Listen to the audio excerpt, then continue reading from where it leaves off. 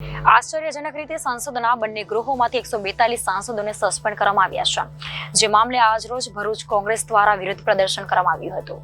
કોંગ્રેસ દ્વારા આજરોજ ભરૂચ ખાતે વિરોધ પ્રદર્શન નોંધવામાં આવી રહ્યું છે અને આશ્ચર્યજનક રીતે સંસદના બંને ગૃહોમાંથી 142 સાંસદોને સસ્પેન્ડ કરવામાં આવ્યા છે।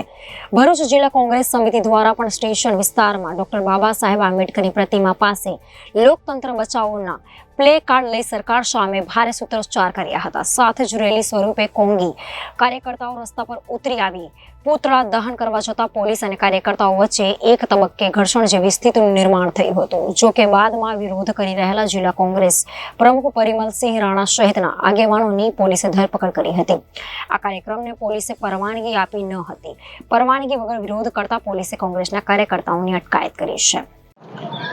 સમગ્ર ભારત દેશની પ્રજાએ જોયું હશે કે સંસદમાં જે બનાવ બની રહેલો છે, આ દેશના ખૂણે ખૂણેના લોકો પણ જાણે છે કે આ દેશની અંદર કેટલી બેરોજગારી વધી રહેલી છે, જેના કારણે સંસદની અંદર રજૂઆત કરવા જેવી સરકાર સાંભળતી ના હોય, શાસક પક્ષ પોતાને કઈ રીતે વિપક્ષને દબાઈ દેવાના જે પ્રયત્ન કરી રહેલા છે, ત્યારે 142 થી વધારે સાંસદોને જ્યારે સસ્પેન્ડ કરવામાં આવેલા હોય ત્યારે સમગ્ર દેશની અંદર, સમગ્ર રાજ્યની અંદર અને આજે ભરૂચ જિલ્લા કોંગ્રેસ સમિતિ દ્વારા પણ એનો ઉગ્ર વિરોધ પ્રદર્શન કરવામાં આવેલું છે।